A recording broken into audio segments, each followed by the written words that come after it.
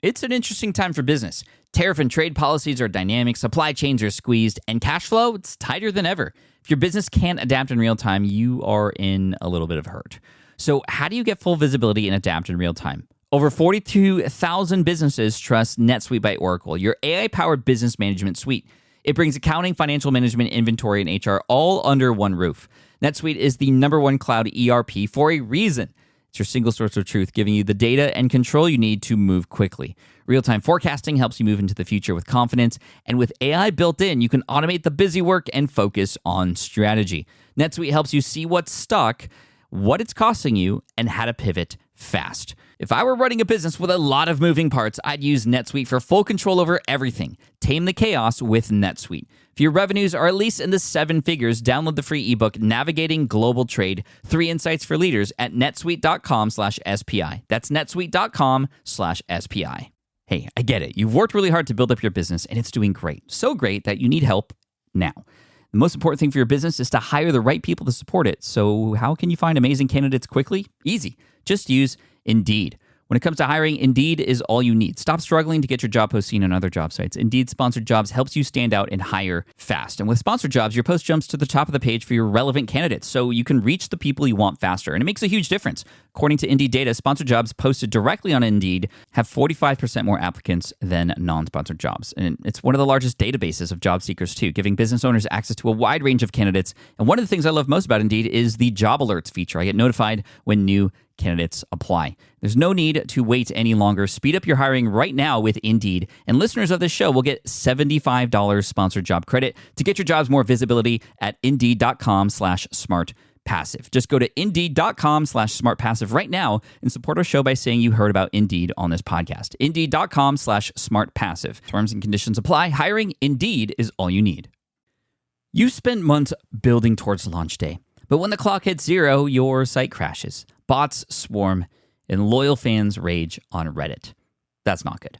Fanfare was built to stop that. Fanfare is the drop platform made for high-pressure moments, stampede-proof infrastructure, verified waitlists, and bot filters that actually work. Instead of refunds and rage, you get retention and revenue. And that sounds great to me. Your next launch shouldn't be a gamble. Get Fanfare's 5-step hype drop playbook and learn how to bulletproof your drop at fanfare.io/playbook. Again, that's fanfare.io/playbook.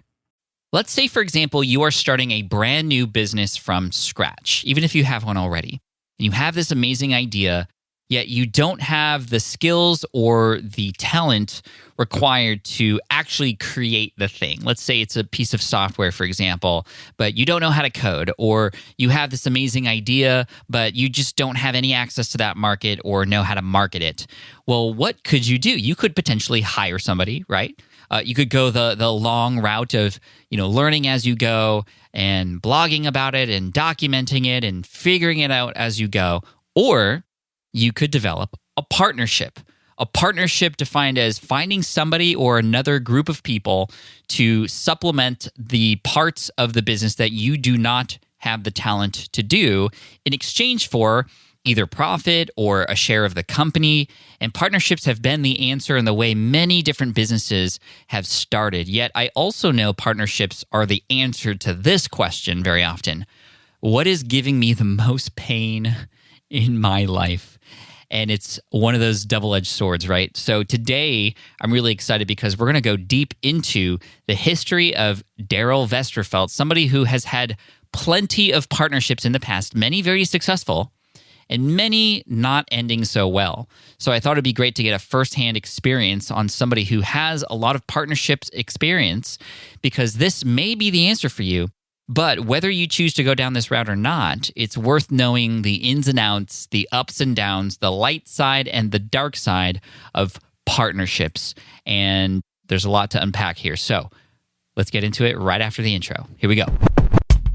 Welcome to the Smart Passive Income Podcast, where it's all about working hard now so you can sit back and reap the benefits later. And now your host. He secretly wants to compose a song with Lin-Manuel Miranda, Pat Flynn. While DIY website tools are everywhere, most fall short on design and performance. Hit publish. Framer ships your site worldwide in seconds.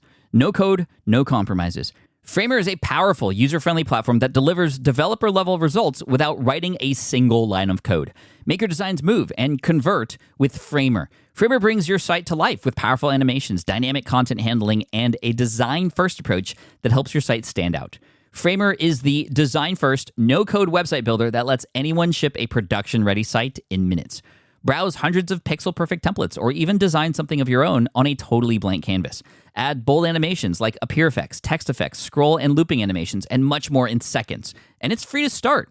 The built-in AI handles the heavy lifting of generating starter layouts and can even translate your entire site to any language. On the back end, you'll get responsive breakpoints, built-in hosting, a flexible CMS, and privacy-friendly analytics. Ready to build a site that looks hand-coded without hiring a developer? Launch your site for free at framer.com and use code SPI to get your first month of pro on the house. That's framer.com, promo code SPI. Framer.com, promo code SPI. Rules and restrictions may apply. Hiring shouldn't be a hassle or a drain on your budget. Upwork is your one-stop shop to find, hire, and pay top freelance talent, saving you time and keeping costs in check all in one place.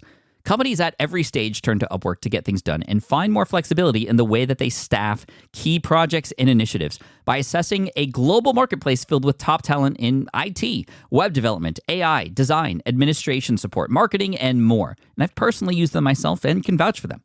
Posting a job on Upwork is easy. With no cost to join, you can register, browse freelancer profiles, get help drafting a job post, or even book a consultation.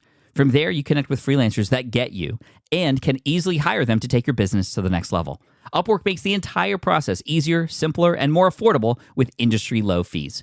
Post a job today and hire tomorrow with Upwork.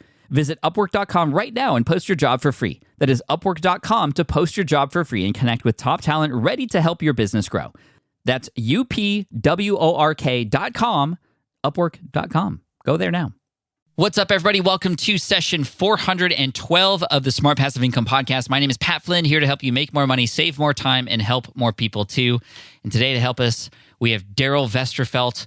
You can check him out at darrellwesterfelt.com or his company, mygoodpeople.com. Actually, just big shout out to My Good People. They are the crew, thanks to Darrell and his team, everybody over there who helped redesign SPI this past year. So the new website design, as well as the website design for patflynn.com. I've been getting a lot of compliments on the design and the look of those and the feel. Well, Darrell and his team are the team responsible for making that happen. Darrell is also one of the owners of Copy Blogger now, as well as part owner of SPI Labs. He has just come on as a partner on one of my businesses. And this is why I wanted to bring him in today to talk about partnerships and when they make sense to do, whether you already started in business and you want to combine forces with somebody else for a much bigger whole, bigger thing that you want to create together, or if you're starting a business from scratch, what do you need to look out for? Because the partnerships are so powerful, but as you'll hear, can be so painful too. So here is Darrell Westerfelt with the goods. Here we go. Darrell, welcome to the SPI podcast. Thanks for being here, man. Super excited to chat today. This will be a lot of fun. We have a lot of things we could potentially chat about. I mean, I can imagine that I could bring you back on the show, several times to talk about all these things that you have a hand in. One of the things that you've most recently experienced is being a new parent. And first of all, congratulations. But tell us really quick, Thanks. How has that been coming from successful business owner, a lot of things going on, to now a little person in the world that you have to take care of? Yeah, it's really fresh and really raw for me. I'm 34 years old. I'm having my first child. The center of my world until this point has been my work. And that little baby, the second that she came into the world, I had two completely clear thoughts. One is I just began to cry and I was completely overwhelmed with love like I've never experienced in a particular way for this little baby. And I'm holding her and she's screaming her face off, but I can't feel anything but like this overwhelming amount of joy. And in the same moment, like 3 seconds later, it was like, I'm becoming really clear really quickly that this is now the most important thing. Yeah. So how does that affect everything else that you had going on? Yeah, man. Like, I think it's really easy when you are building business and when you're achieving and striving for success to it's really easy to kind of just put your head down and go and to not think. And you can just default in the action of what you're building and thinking. And I oftentimes say that you can be really productive at ending up in the wrong destination. And something that happened to me that I experienced, and I've heard from a couple other people as well, is that in that moment of having that child, it all, like all of the areas, even big and small, where things were out of alignment, even just a little bit internally, it becomes really evident really, really quickly. And it has to. And so that kind of happened for me. I was like, man, my inefficiencies in the way that I do meetings is becoming very clear. The fact that I'm overworking myself becomes really clear. The fact that I'm too tired at 6 p.m. to be present with my new baby is becoming really clear. All this stuff kind of came up really, really quickly. And now over the last 2 months, it's a very strategic way of beginning to realign my life to now shift focuses to be on what's first, like what's most important being first. And that happens really, really quickly. And then you just start to realize that things that maybe you thought were as important, like are still important, but maybe they're just like 2, 3, 4 level of importance and not number one. And that's been a huge, huge shift for me.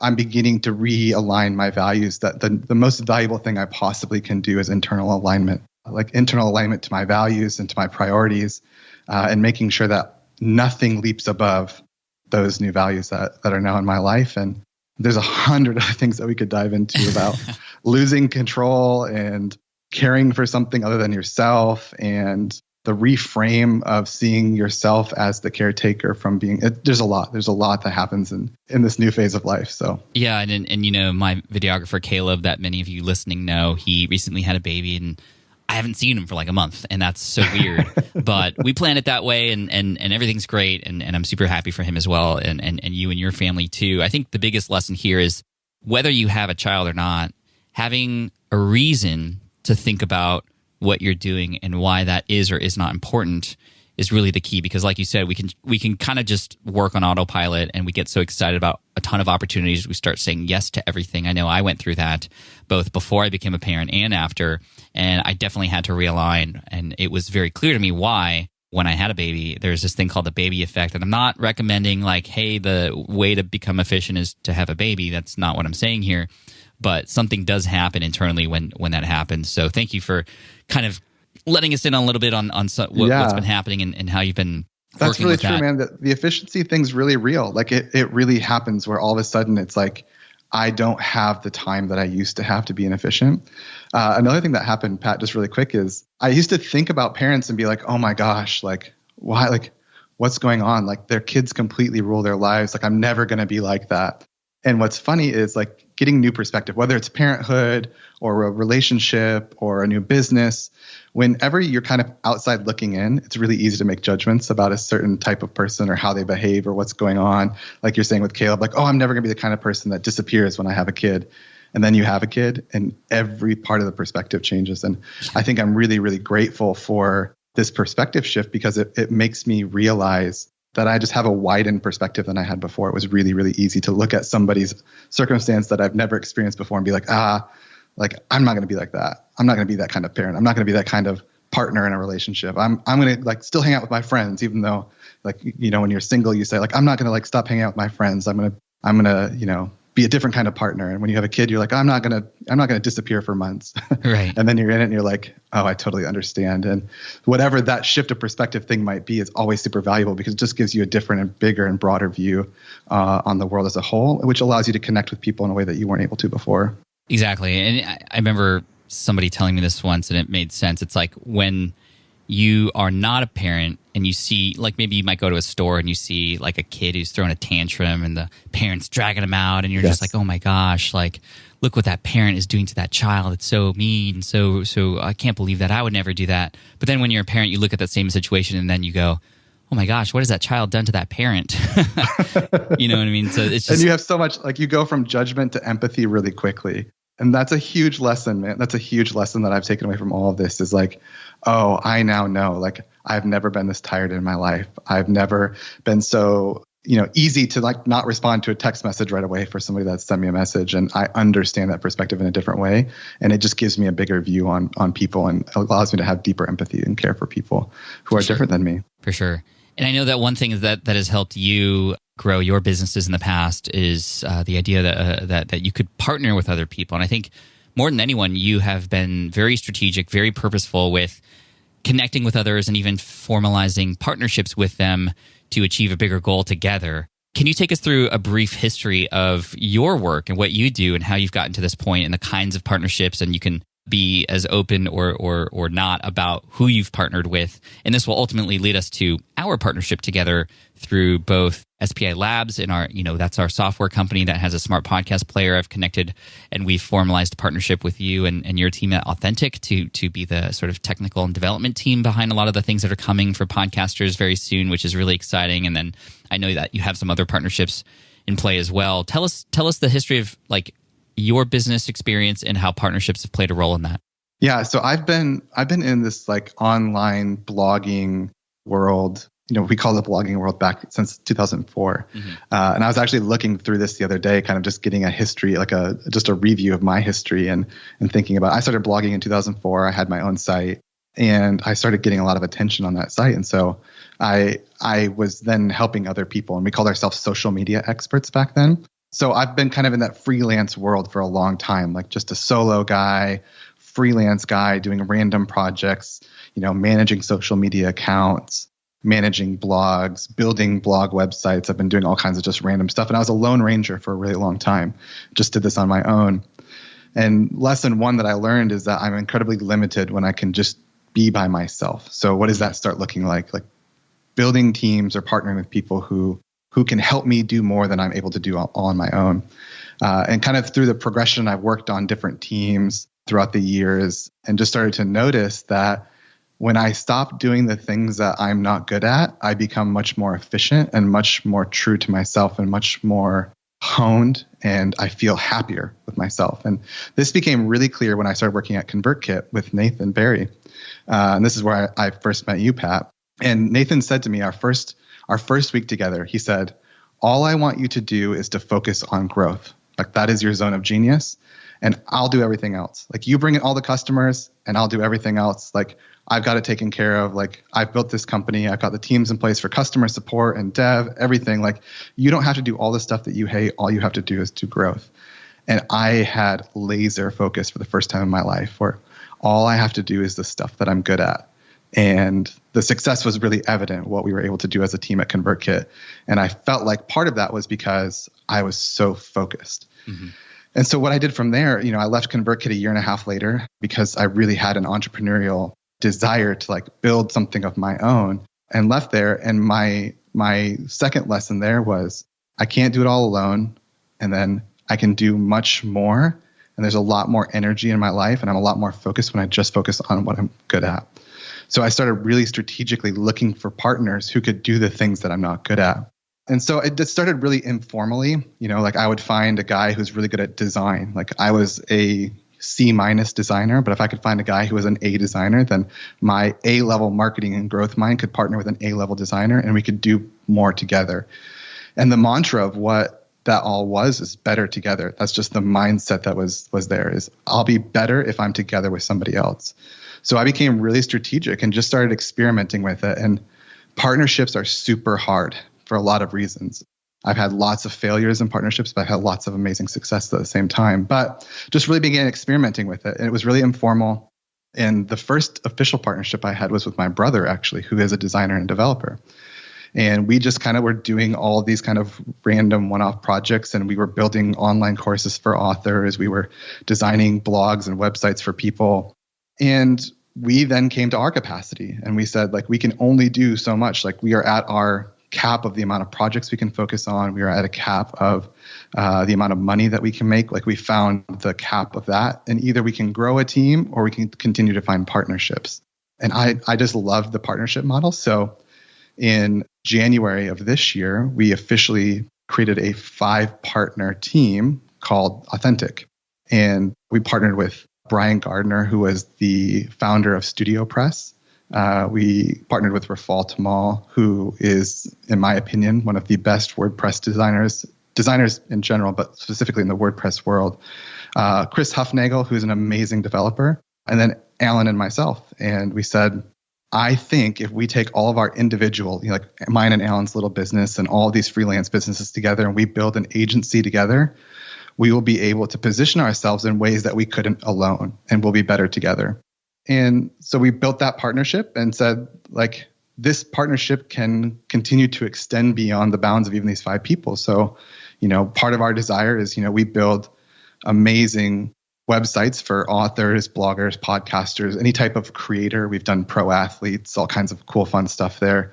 And it's a traditional agency in the sense that now we have somebody who's good at the finance. We have somebody who's good at project management. Alan has a master's degree in organizational psychology, so his mind works in ways that my mind doesn't. We have somebody who's good at growth. We have somebody who's good at design. We have somebody who's good at development. We've formed kind of this super team, people who were all good at their particular craft. And through partnership, we were able to come together, be better together, and do that. And part of our mission from the time that we formed was, is there ways that we can build partnerships with people outside of this 5, which is how we came to find partnership with you guys, is the ability then to continue to be good at the craft that you do while partnering with other people is kind of a shortcut.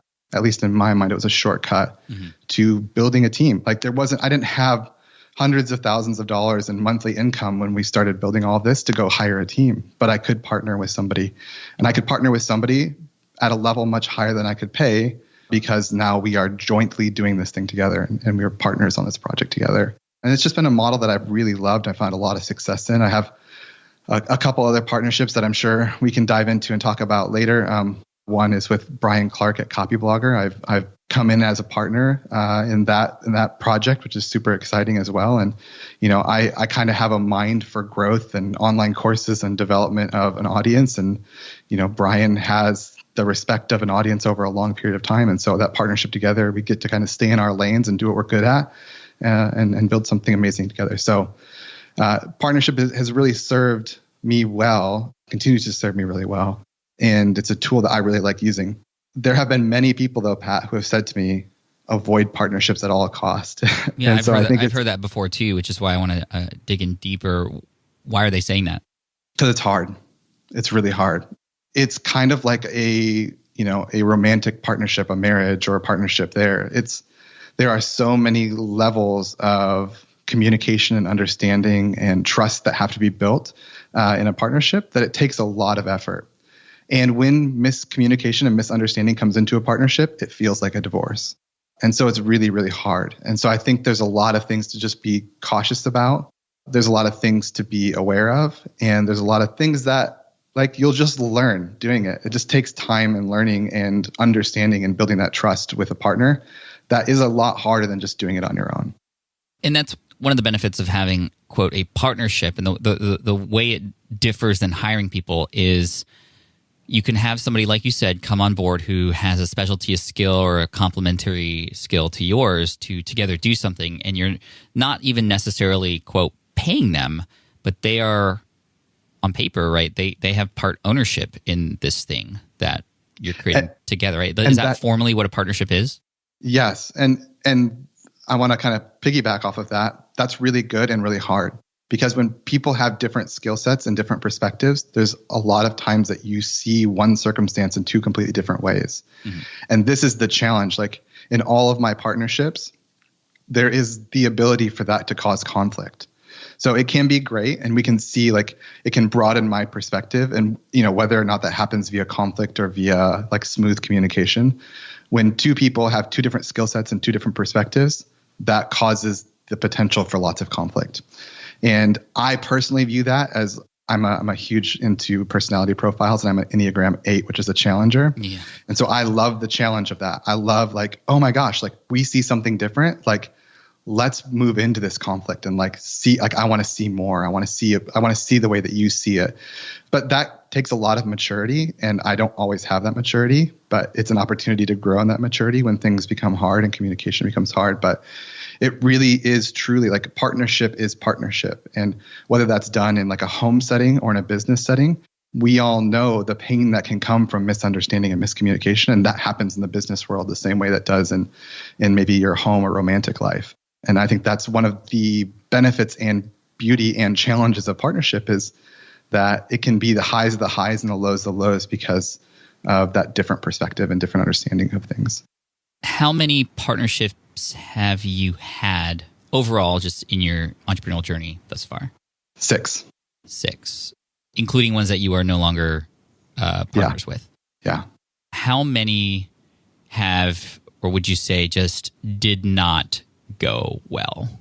3. 3. Yeah. I think a lot of people would be scared about that. Yeah. Why do you keep doing this business model if it could potentially sort of fail like this, and relationships are involved? And, I think a lot of people avoid the reward that can come with partnerships because they fear this side of it so much. Can you give us some insight on, I don't know, is it not that bad, or is it, No, it's really bad. It's really bad. It's really hard. And again, I think it goes back to, I don't think that there's a right or wrong here, Pat. I think it's about who you are. Mm-hmm. And it's, again, about knowing your personality and understanding yourself. And for myself, I know I operate best in partnership.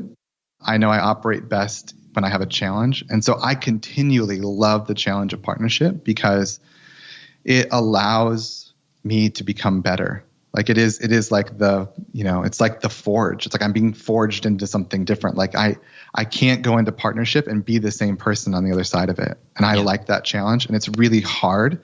And so even though like I've had things end in lawsuits and lawyers involved, and that is really painful emotionally, and it's painful financially. And it's sometimes just part of how relationships go. Like I can't force somebody to have the same perspective that I have.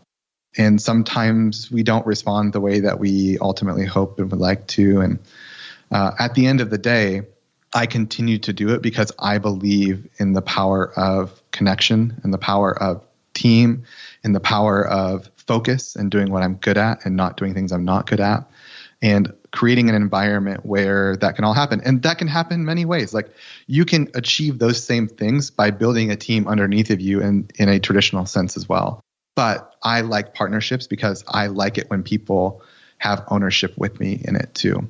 Like you're as motivated to show up today as I am because we both own this together. Like We're in it together.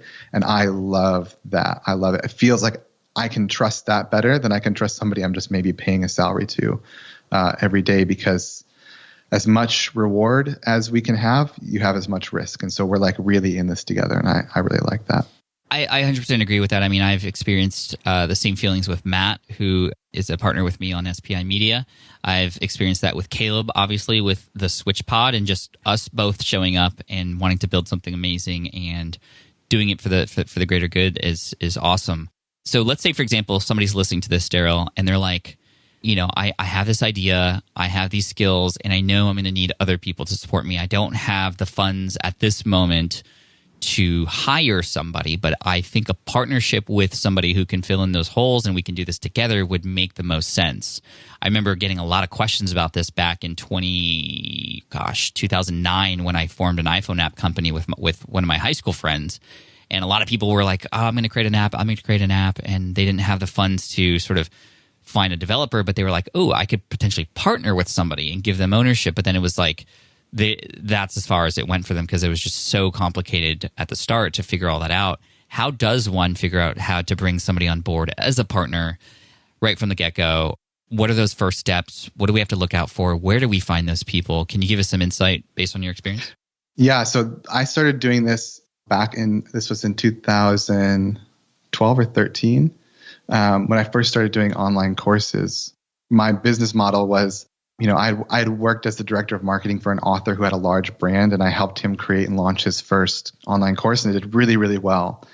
And I knew that I wanted to do this for more people. And so I left and created my own quote unquote agency. The agency was technically just me. It was an LLC that was just me.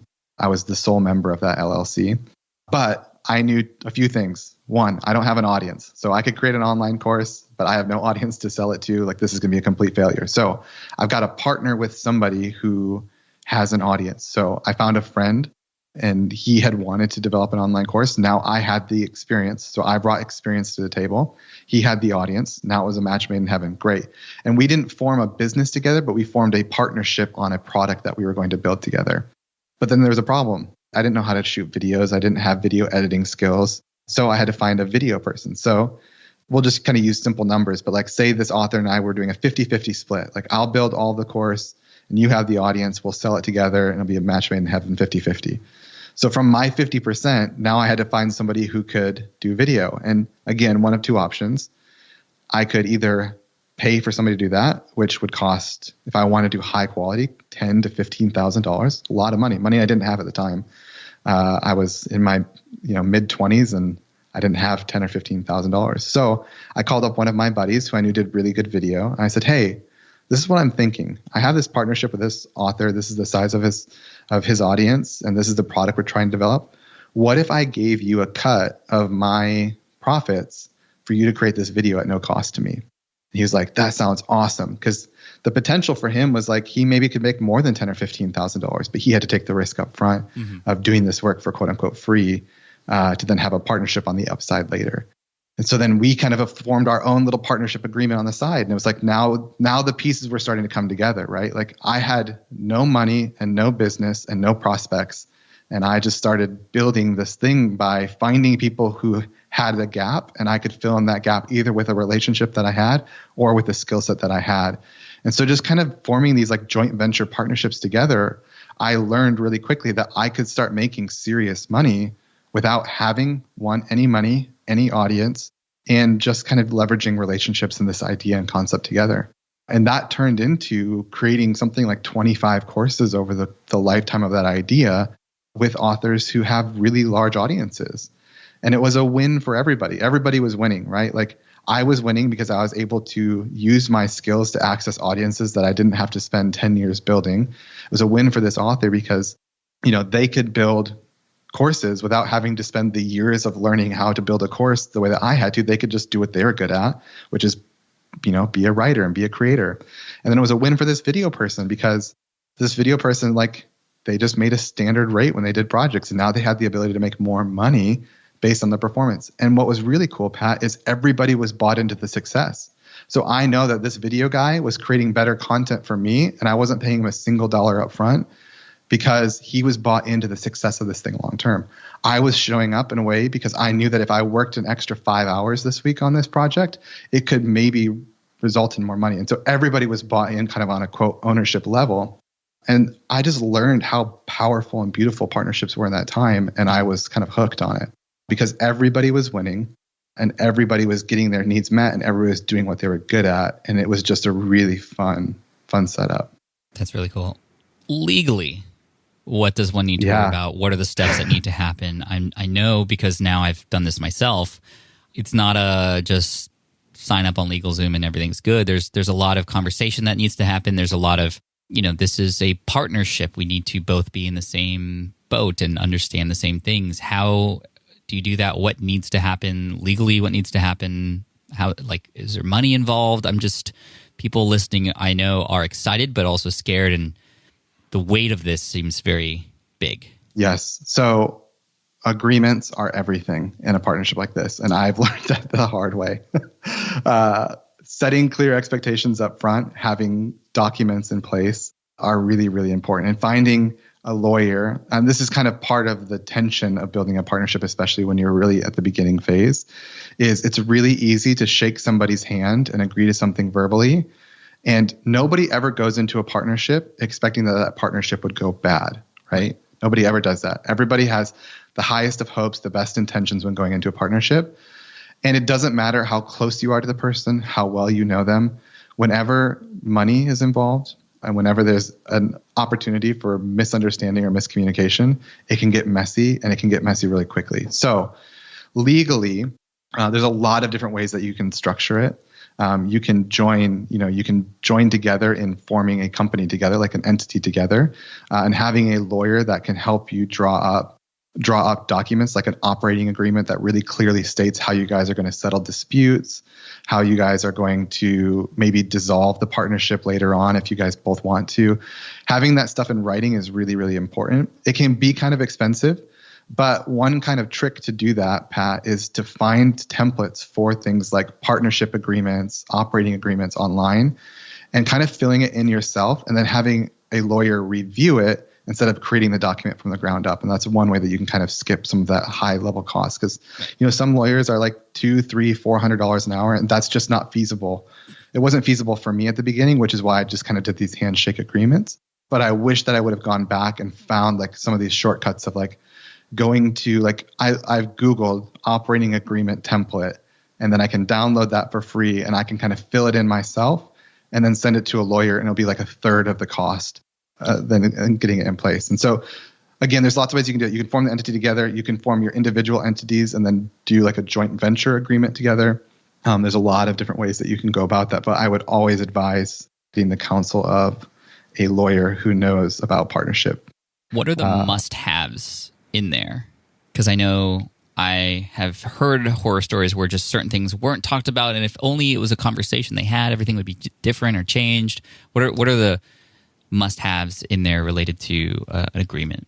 The two that come to mind for me are the ones that I mentioned. One is, how do conflicts get resolved? That's number one. How and then might number two is be resolved before we move into the next one. Yeah. So and it depends again on how many partners are involved. Like one of the companies I'm a partner in, we have what's called a super majority. And so, there are 3 partners and everybody owns a different percentage of this company. Mm-hmm. And there has to be a super majority or a percentage of equity vote to go forward. And then there's a list of things that have to be decided unanimously.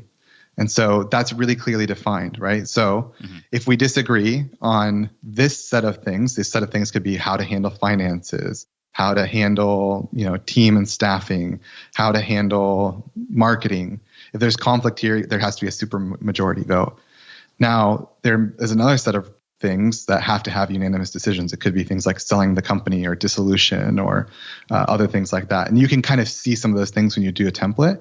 And so in those cases, all 3 partners have to agree. Otherwise, it doesn't go through. It doesn't pass. Gotcha. And so there are different levels of how you can handle disagreement. And again, all of it's a spectrum, and there's like a sliding scale of what you and the person you're working with feel most comfortable with. But even having that conversation up front saves a ton of time, right? So now I go into a disagreement or a potential conflict with my partner, and because I know how this is going to work, like I don't come in guns blazing in the way that I might have if we weren't clear about how things were happening. And just having that is super, super important. And then the other thing is just like a dissolution. Again, this is really hard for somebody who is kind of starry-eyed about partnership, myself included. And I wish I would have had these in places in a couple of circumstances that end up being really hard at the end. Is if this doesn't go the way that we expect it, how do we easily, without drama, split up? And that just kind of being clearly defined. Again, there's a wide spectrum of what that can look like. But it's kind of like, this is not a perfect analogy, but it's kind of like a prenup in a marriage. Hey, I'm bringing this into the partnership. You're bringing this into the partnership. If we split, you get the things that you started with, and we're going to split the new stuff this certain way. And again, it's not a perfect analogy, but it's similar to that in the case that things don't go the way that you would want them to. So those are the 2 big things that jump out that I think are really, really important in some sort of partnership or operating agreement. Cool. That's really helpful. I have just a couple more questions on this for those who are listening.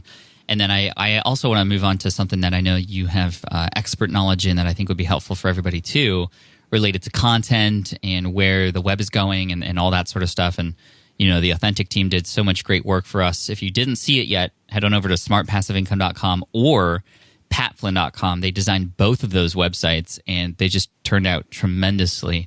Thank you, Darrell, for that, and just been getting a lot of great feedback on that lately. So thank you.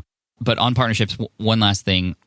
If you don't mind me asking, the partnerships that didn't work out, what happened? Why didn't they work out? Yeah, they're not specifically the same reason, but they kind of all come down to just misunderstanding and having different expectations. Okay. So misaligned expectations become exposed in one of 2 ways. 1, when you are more successful than you thought, and 2, when you're less successful than you thought. And so when there becomes, a lot of money coming into the company, and all of a sudden you're like, I feel like I'm working harder than this partner. Why am I getting paid the same amount as them? That's something that can come up. Or like, this partner messed up and the other partner feels like they messed up. Like, there's a lot. And again, all of it kind of can get solved if you go back to like how to resolve conflict.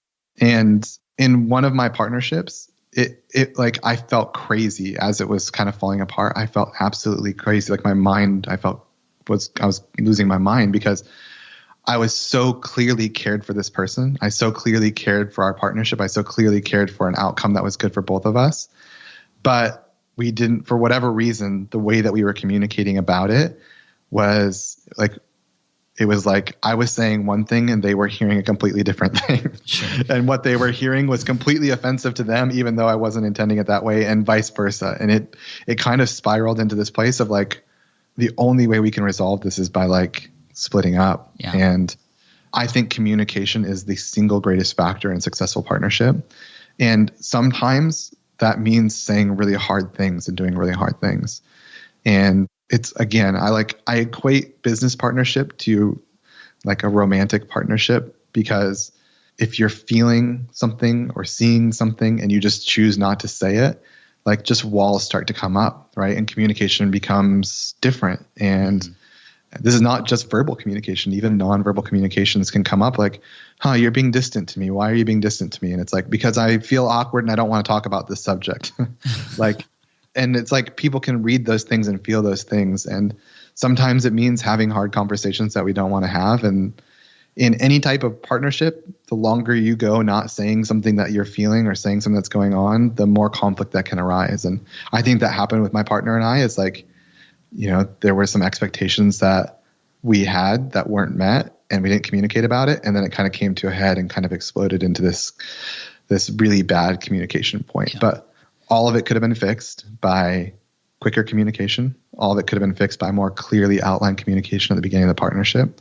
And to be honest with you, Pat, we were doing the best that we could. Like, this was an early partnership for me, and both of us were doing the best that we can. And we learned invaluable lessons about partnership and about business that we've taken on to more successful things in the future, both of us.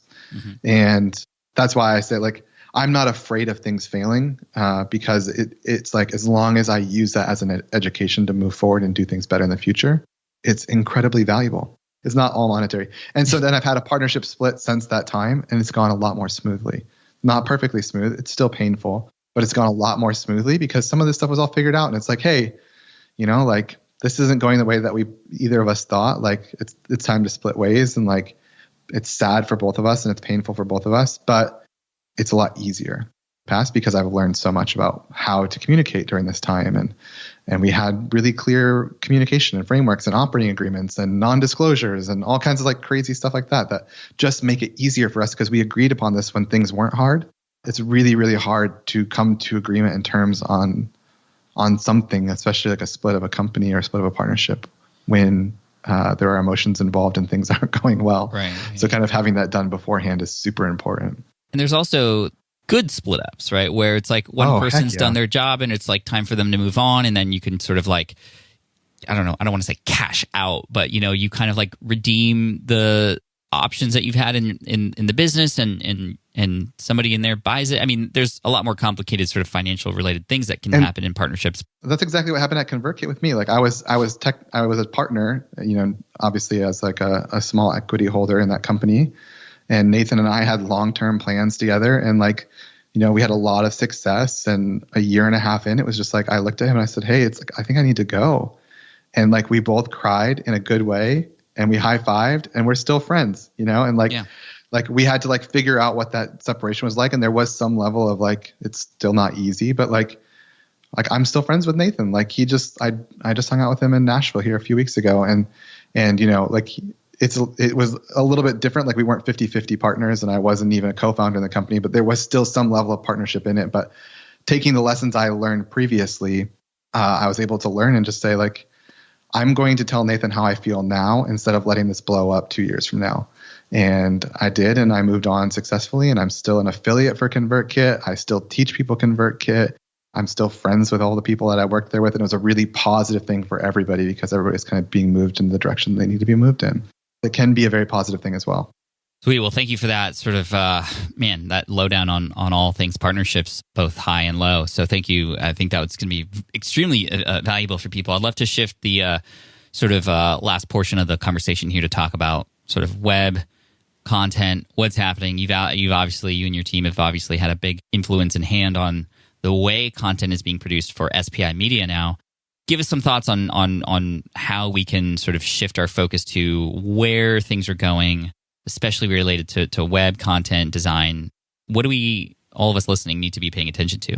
Yeah, this is something I'm super passionate about because, again, I've been in this, quote, blogging world since 2004. And the world, think about the world in 2004 and the world in 2019 and how different it is and the way that we consume content, right?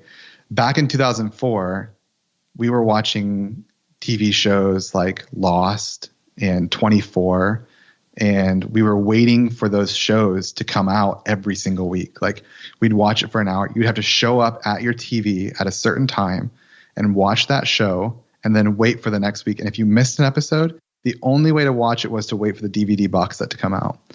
And so your life, like if you were a really big fan of one of those shows, like your life revolved around content being delivered in that way. Now let's think about 2019. If Netflix doesn't release a new series with all of the episodes, I'm pissed because I want to watch all of them right now. Like I don't want to wait till next week. And so we've just consumed content differently. And so the way that we used to produce content on the internet back then was kind of like that broadcast television model, right?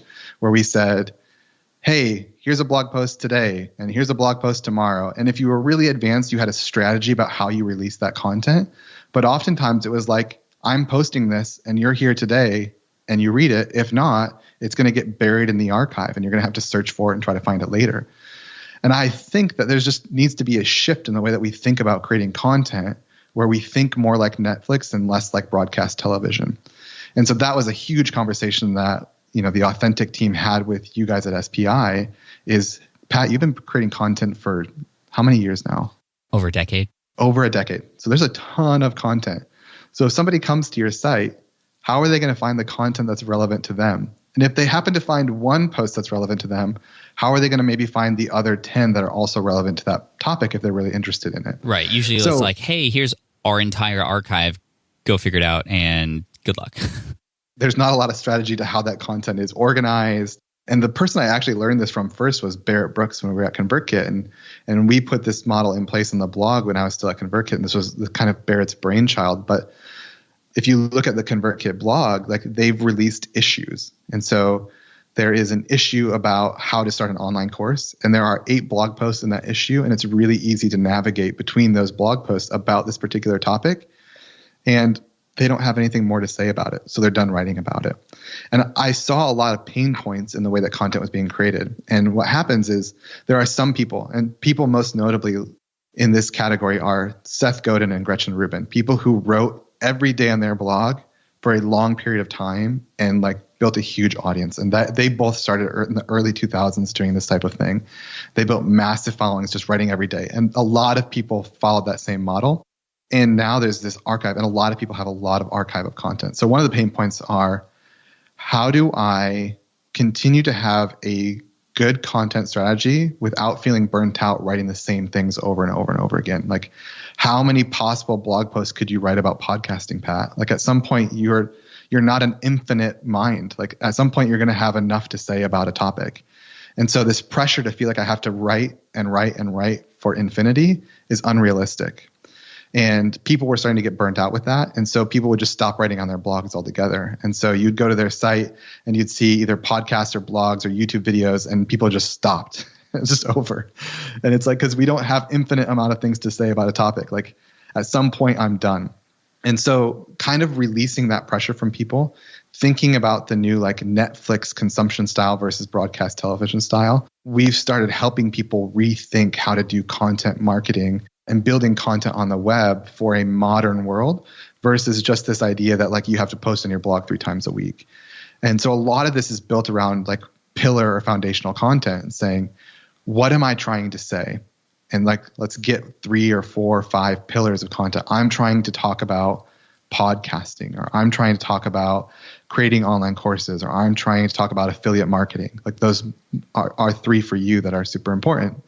Now, under those pillars, like, can we group content that we've created over this over a decade? Can we start grouping content together so that it is grouped in one way, it's easy to navigate, and now when people find it, they're going to find more value from your site versus trying to like go to that like little search widget and just typing in a word that they hope maybe brings up a bunch of blog posts and having to scroll through 15 or 20 posts that aren't relevant to them to find the content that is relevant to them. It's kind of like channel surfing. Like if you're bored on cable and you're just channel surfing, like maybe you'll find something that's interesting to you, but more likely you're going to find a bunch of stuff that's not interesting or relevant to you. But with Netflix, I can go directly to find the thing that I'm looking for, and it's really easy. And then I can just start watching the thing that is interesting to me. Well, even beyond that, Netflix will tell you, hey, based on the things that you've already looked at, these things may also be helpful for you too. Exactly. And so then I started thinking about this more, and I started talking to my friends who were SEO experts, and I was like, what happens if we stop writing on our blog all the time? Like, will that hurt our SEO rankings? And they were like, probably, but there are some ways around this.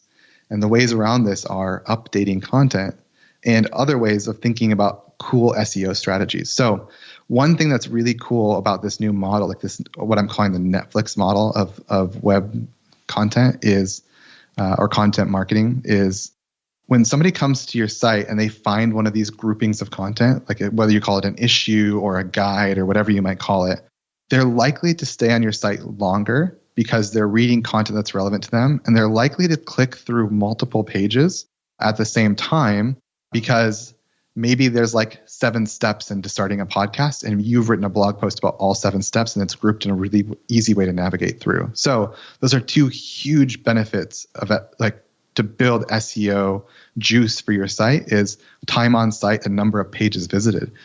And so this is why sites like old school BuzzFeed, they'd be like, look at the 15 best dressed people at the Met Gala last night. And then you would go and it'd be like one person. You'd have to click on another page and another page and another page. Just, they wanted you to stay on the site for longer and they wanted you to click more pages while you were on the site. And I think we can take a strategy like that and put it into a high quality content view and say, hey, let's give this content to people in a way that's really helpful for them, while also accomplishing our goal of having them stay on the site longer and clicking more pages. Mm-hmm. So it's this win-win knowledge of like, I'm going to make my site more relevant to people where they can find content that's helpful for them, while also checking off some of these SEO checkboxes to make my site a little bit more powerful in the meantime. And those sub pages can target specific sub keywords as well. So they're all relative, exactly, which helps Google understand that you're sort of the authority on that topic, because it's not just like one giant blog post now. Now it's a bunch of longer blog posts about a particular topic and subsets of that topic. And then it essentially is almost treated like the way we talk about it on the team, it's almost like books about that topic on the web. Exactly.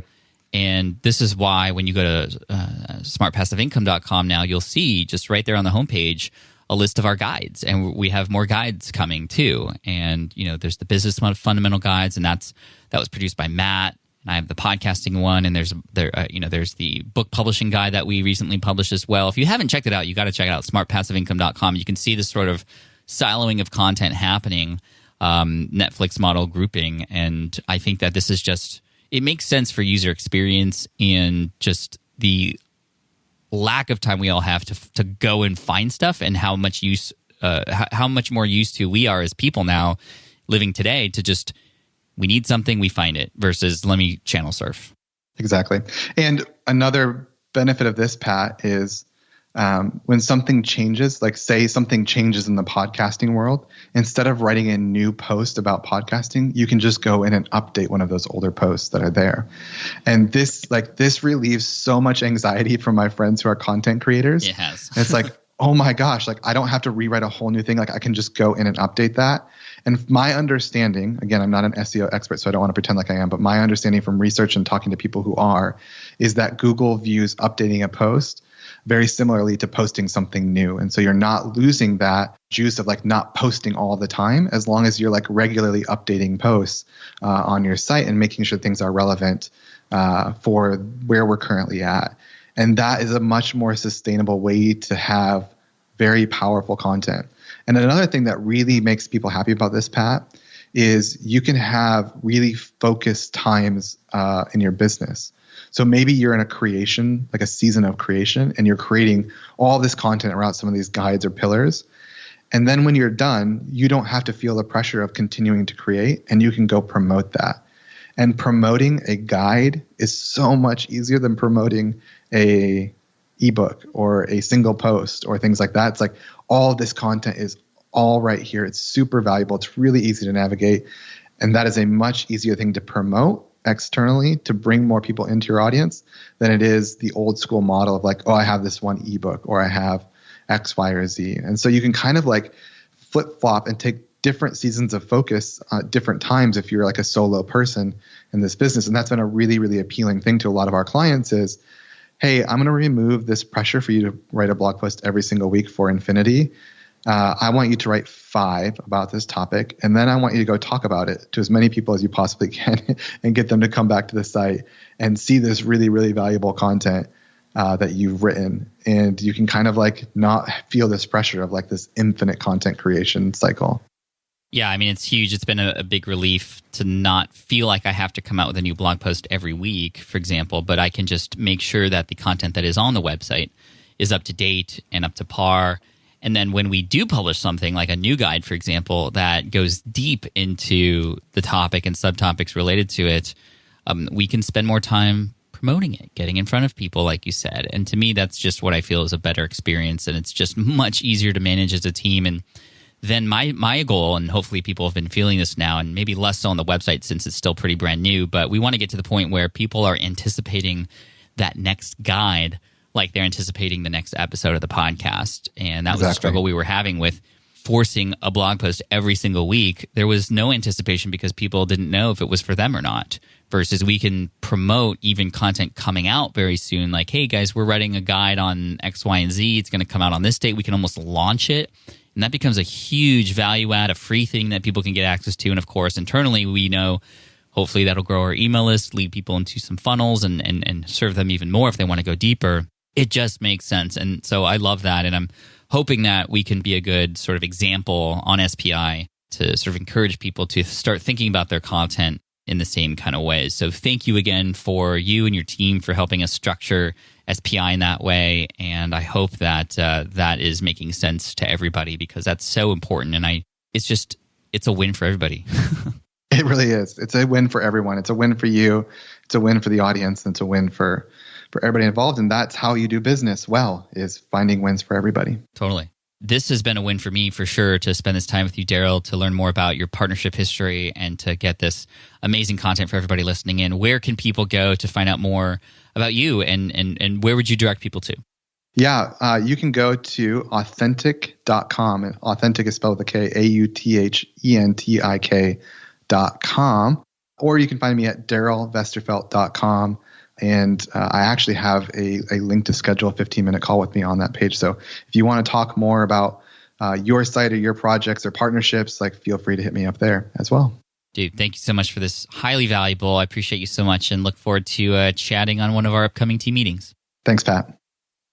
All right. I hope you enjoyed that interview with Darrell Vesterfelt. Again, a partner with me now on a couple businesses. I'm just really excited for our future together and your future with you and your future partners should you choose to go down this route. It's not always the answer for everybody, but I think the big theme here is just really get to know that person before you commit to a partnership. Really make sure you hash out all the possible scenarios and you want to have these conversations up front instead of on the back end after things may not have gone the way they should. So you can check out Darrell at darrellvesterfelt.com, mygoodpeople.com, and also, of course, copyblogger.com, he's recently become part owner of as well. So super stoked for you. And Darrell, thanks so much for coming on.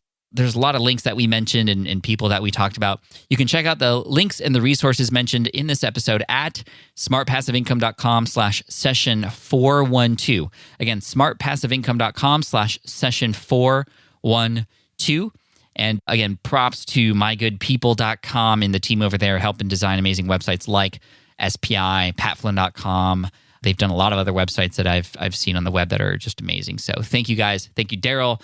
And thank you for listening all the way through. Make sure you subscribe to the show if you haven't already. We have a lot of great content coming your way in the upcoming weeks. This year is going to be amazing. And I'm just very thankful for you to be a part of it as a listener, as a subscriber, as a follower, as a supporter. And I'm looking forward to seeing many of you at FlynnCon here in San Diego coming up in July this year. Hope to see you there. Cheers. Thanks so much. And as always, Team Flynn for the win. Peace. Thanks for listening to the Smart Passive Income Podcast at www.smartpassiveincome.com.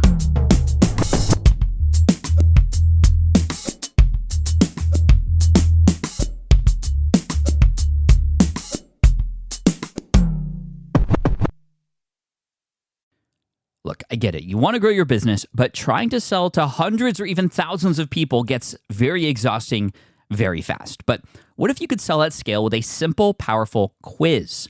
Score App helps you sell to more people without adding more to your plate. You build a quiz or assessment that your audience actually wants to take.